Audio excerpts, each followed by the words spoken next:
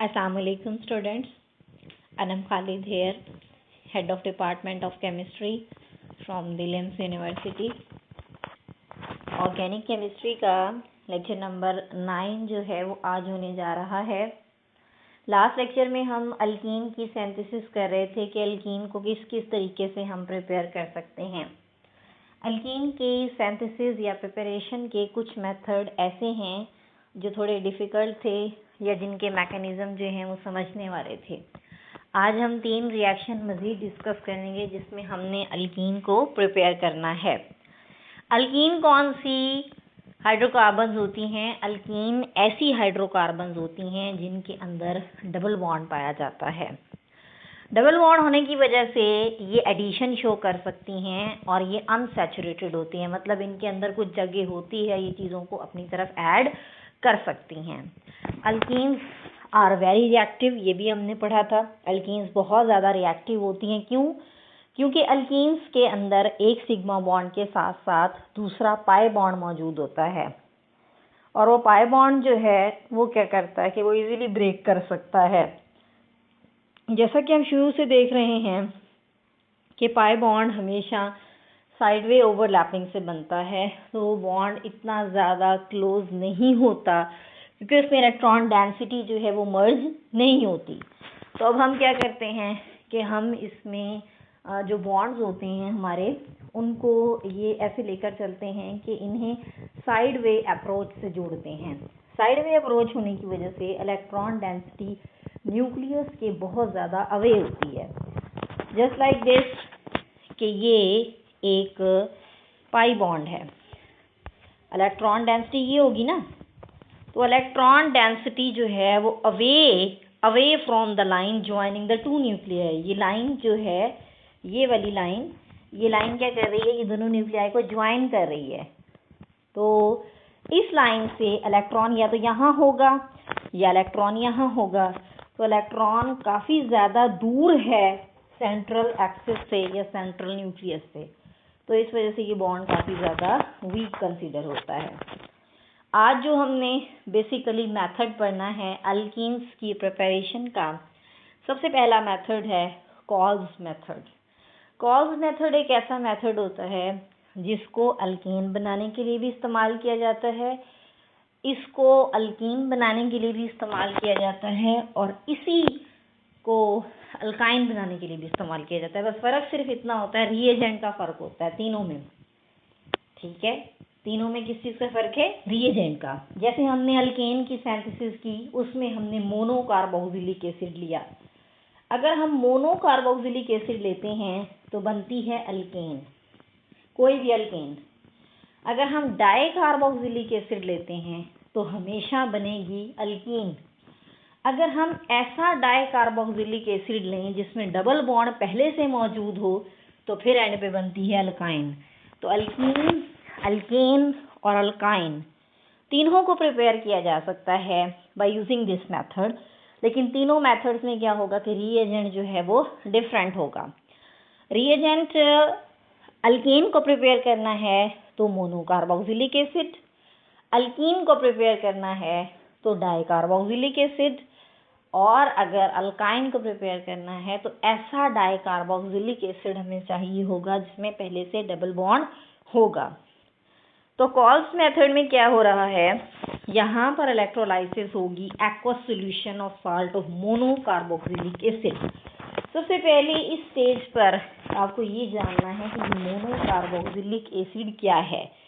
Carboxylic acid वो होते हैं जिसमें R कोई भी अल्काइल ग्रुप होता है और कार्बोक्सिलिक एसिड होता है COOH। तो RCOOH क्या हुए? मोनो कार्बोक्सिलिक एसिड, क्योंकि इसमें COOH का सिर्फ और सिर्फ एक ग्रुप मौजूद है। अगर इसमें COOH के 2 ग्रुप होते तो ये कहलाता डाई कार्बोक्सिलिक, अगर 3 होते तो ट्राई कार्बोक्सिलिक एसिड। लिहाजा ये कौन सा एसिड है? Mono carboxylic acid. अब यहाँ R की बजाय CH3 भी हो सकता है, यहाँ R की बजाय इथाइल भी हो सकता है, यानी CH3 CH2। तो ये कोई भी अल्काइल ग्रुप इसमें अटैच होगा, लेकिन कार्बोक्सिलिक एसिड का जो ग्रुप है इन एक्चुअल वो कैसा होता है? वो होता है इस तरह से कि अगर हम इसको ड्रॉ करें तो C डबल बॉन्ड O और OH ये होता है कार्बोक्सिलिक एसिड का ग्रुप। तो जिसमें एक कार्बोक्सिलिक एसिड का ग्रुप होगा वो क्या कहलाएगा? Mono carboxylic acid. अब नेक्स्ट में इसका एक बहुत ही छोटा सा मैकेनिज्म गिवन है। जैसे मैंने आपको पहले बता दिया, मोनो कार्बोक्सिलिक एसिड आपने लिया, मोनो कार्बोक्सिलिक एसिड की पहले क्या की थी? इलेक्ट्रोलिसिस। उसमें से करंट गुजारा तो उसका पॉजिटिव और नेगेटिव चार्ज जो है वो अलग हो गया। सेम ऑन द हैंड आपने यहाँ पर भी करना है, लेकिन रीएजेंट का फर्क है। वहाँ रीएजेंट क्या था? Mono carboxylic acid. यहाँ पर आपने जो सॉल्ट लिया होगा वो होगा डाई कार्बोक्सिलिक का। डाई कार्बोक्सिलिक एसिड से मुराद ये है कि जिसके अंदर COOH कितने होंगे? 2 होंगे। अगर आप COOH 1 वाला लेते हैं तो वो मोनो कार्बोक्सिलिक है, अगर 2 वाला लेते हैं तो वो डाई कार्बोक्सिलिक एसिड है। ठीक है, तो अब मैकेनिज्म में चलते हैं। मैकेनिज्म में क्या है कि पहले आपने साल्ट प्रिपेयर करना है। सॉल्ट किसका लेना है? डाई कार्बोक्सिलिक एसिड का। डाई कार्बोक्सिलिक एसिड फर्ज करें, ये मैं लिखती हूँ, ये डाई कार्बोक्सिलिक एसिड है CH3CH2, ये भी 2 है, CH2CH2 COOH, ये एक डाई कार्बोक्सिलिक एसिड है ना, COOH। आपको पता है जब भी एसिड में से प्रोटॉन रिमूव करवा दिया जाए और उसकी बजाय कोई मेटल लग जाए तो वो उसका एसिड, उसका साल्ट बन जाती है। लिहाजा आपने क्या किया? आपने उसका साल्ट बना लिया। कैसे बनाया? कि आपने CH2COO वही आ गया, CH2COO वही आ गया, लेकिन प्रोटॉन को आपने रिप्लेस कर दिया है किसी मेटल से, सोडियम से। ज़रूरी नहीं है कि हर केस में ये सोडियम ही हो, ये भी हो सकता है किसी केस में ये पोटाशियम भी हो सकती है, कैल्शियम भी हो सकती है। एक्वस सॉल्यूशन का मतलब ये है कि आपने इसको अब बर्फपाशी इलेक्ट्रोलाइसिस से गुजार रहे हैं। जब इसमें से करंट गुजरेगा, करंट गुजरने की वजह से ये पॉजिटिव और नेगेटिव चार्जेस में कन्वर्ट हो जाएगा। तो पॉजिटिव चार्ज इसके अलग हो जाएंगे, सोडियम आयन, और जो नेगेटिव चार्ज होंगे एसीटेट, डाई एसीटेट आयन, वो अलग हो जाएंगे। तो CH2COO negative, CH2COO negative plus 2Na positive, ये आपके पास ये क्या होंगे? ये आपके पास होंगे एनाइंस, और ये क्या होंगे आपके पास? केटाइंस।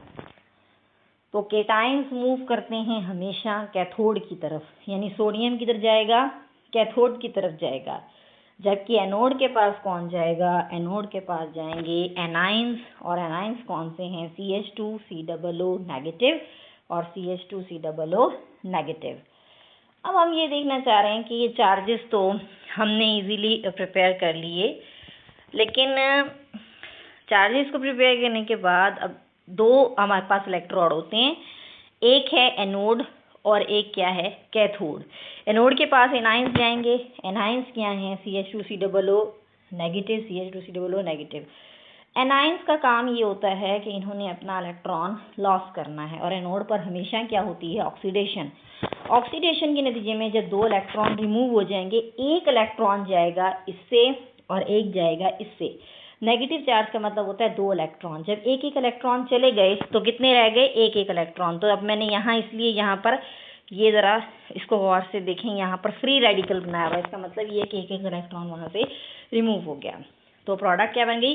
CH2 वैसे ही आ गया, और साथ में COO, लेकिन COO के पास अब 2 इलेक्ट्रॉन जा चुके हैं, एक ऊपर वाले COO से और एक नीचे वाले COO से।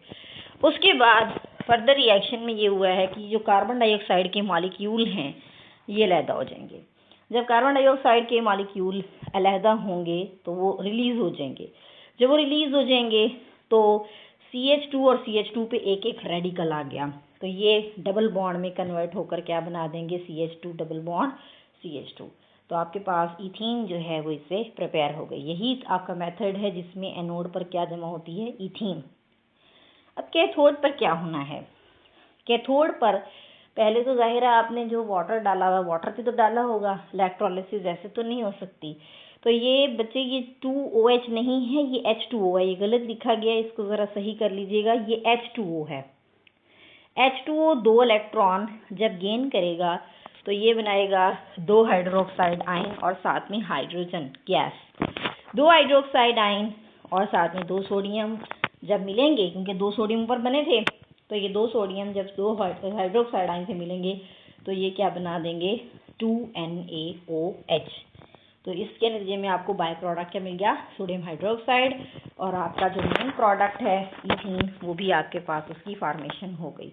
तो ये एक सिंपल सा मैकेनिज्म था, जिस मैकेनिज्म में हमने ये सीखा कि किस तरीके से हम जो है वो साल्ट को कन्वर्ट करते हैं अल्कीन में।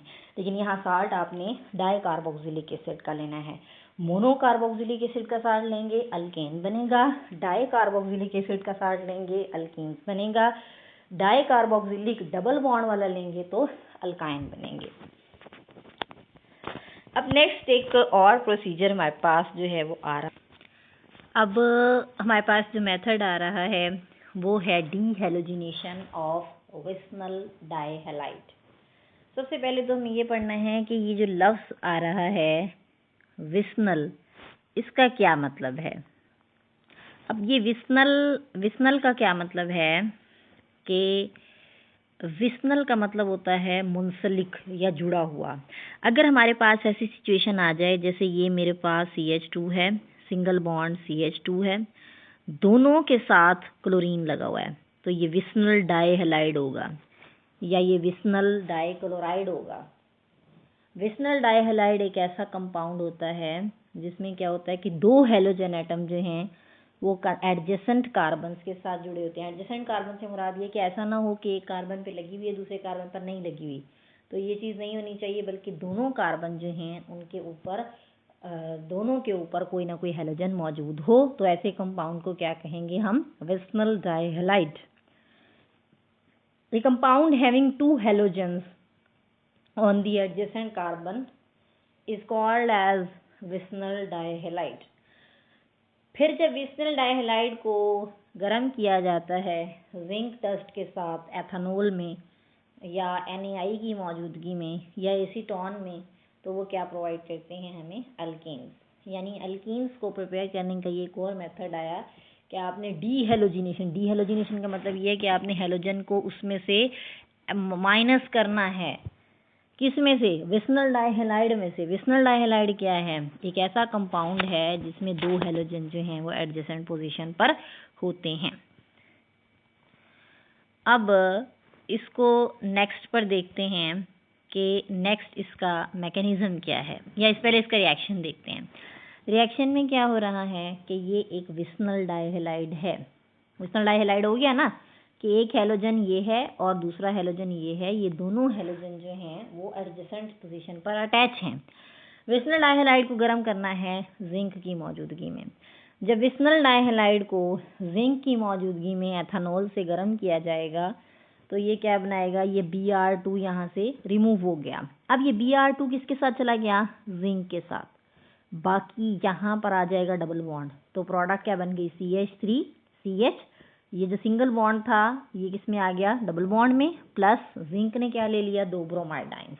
तो इस तरह से हमने कन्वर्ट कर लिया विस्नल डाइहैलाइड को किसके अंदर, अल्कीन्स के अंदर। बिल्कुल इसी तरह से एक और मेथड भी हो सकता है। ज़रूरी नहीं है कि हम हमेशा जिंक डस्ट की मौजूदगी में ही गर्म करें, हम कोई और रिएक्शन भी कर सकते हैं, लेकिन इसका ज़्यादा फ़ायदा जिंक डस्ट का है। अगर हम ये एग्ज़ाम्पल ये ले लें, ये देखें, एक मैंने लिया विस्नल डाइहैलाइड, यहाँ पर मैंने क्लोरीन ले ली, ठीक है, हैलोजन की बजाय क्लोरीन ले ली। इसको मैं गर्म करती हूँ जिंक के साथ, तो Zn क्या करेगा, इन दोनों Cl को ले लेगा और बाकी क्या बच जाएगा, CH2, सिंगल बॉन्ड की बजाय क्या आ जाएगा, डबल बॉन्ड। तो प्रोडक्ट क्या बन गई, CH2 double bond CH2 plus ZnCl2। अब यही रिएक्शन जो है ये एसीटोन की प्रेजेंस में भी करवाया जाता है, और एसीटोन खाली नहीं होता, बल्कि एसीटोन किसके अंदर अटैच होता है, एसीटोन सोडियम आयोडाइड के साथ पहले से रिएक्टेड फॉर्म में होता है। अब ये भी विस्नल डाइहैलाइड है क्योंकि दोनों तरफ हैलोजन है। इसमें क्या होना है कि Na ने इनके Brs को ले लेना है, Na ने इसके Br को ले लेना है। आयोडीन ने फ्री आयोडीन की मौजूदगी में बाहर चले जाना है और CH2 सिंगल बॉन्ड CH2 ने क्या बना लेना है, एक डबल बॉन्ड बना लेना है। तो प्रोडक्ट क्या